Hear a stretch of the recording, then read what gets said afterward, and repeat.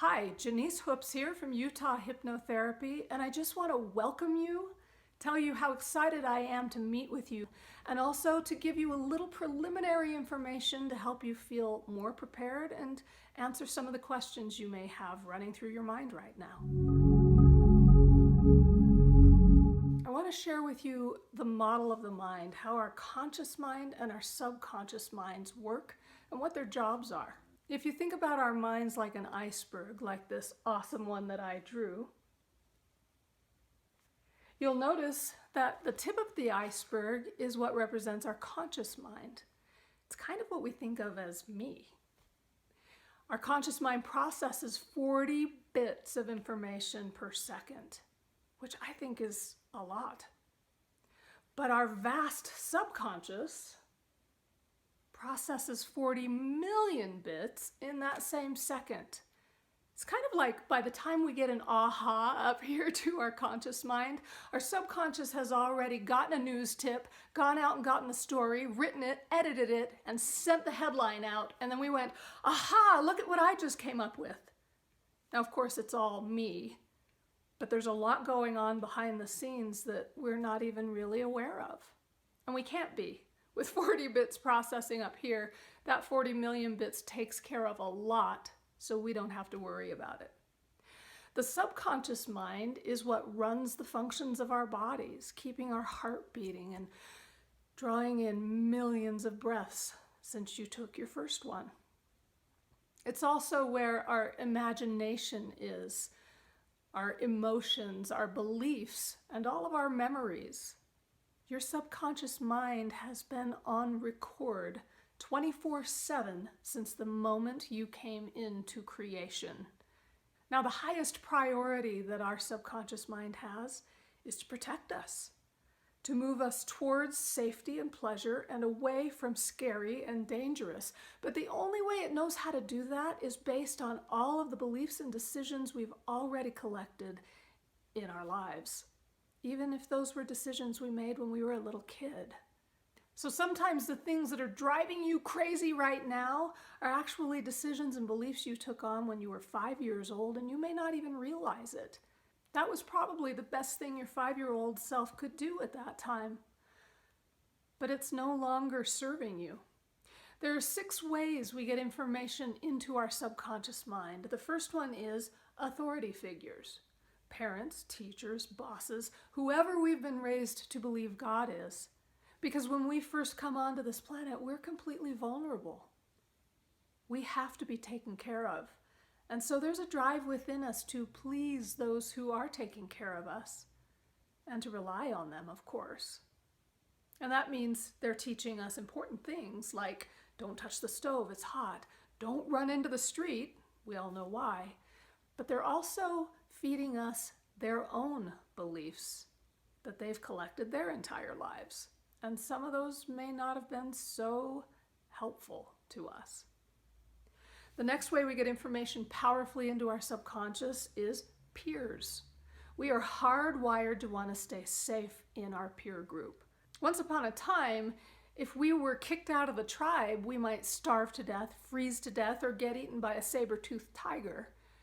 And while there aren't many saber-toothed tigers running around after us now, we still have that wiring that says, I need to be safe in the group.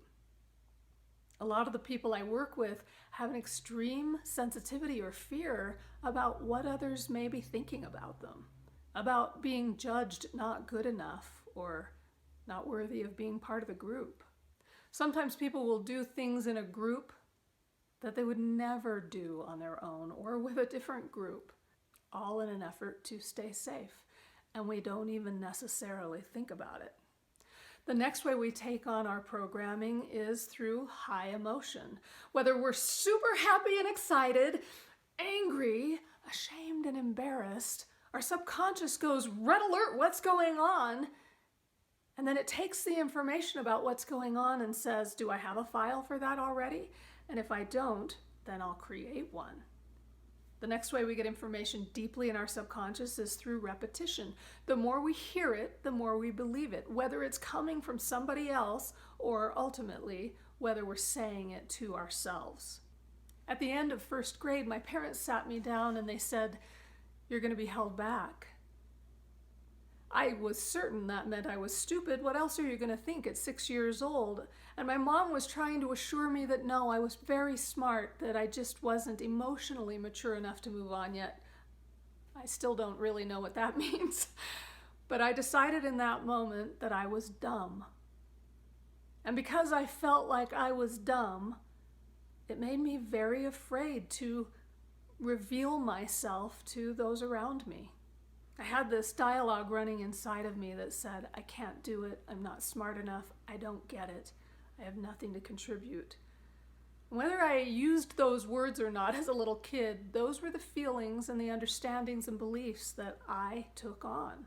And it affected me for the next 20 years of my life until I learned how to start reprogramming it.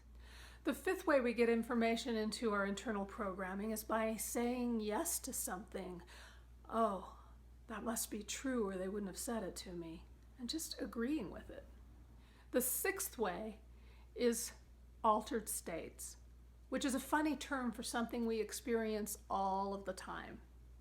If you've ever been reading a book or watching a movie and you were so immersed in it that everything else just kind of disappeared, that's an altered state. We have our focus narrowly laser beamed in on our hero or heroine and wanting them to succeed. Our imagination and our emotions are stirred up. And imagination and emotion are part of our subconscious. I actually believe we are hypnotized constantly between our peers and the authority figures and social media and entertainment and everything else that we're bombarded with. Hypnosis itself is actually the opportunity to unhypnotize ourselves. The opportunity to say, this is what I want to focus on. This is what I want instead. And I want to do it now.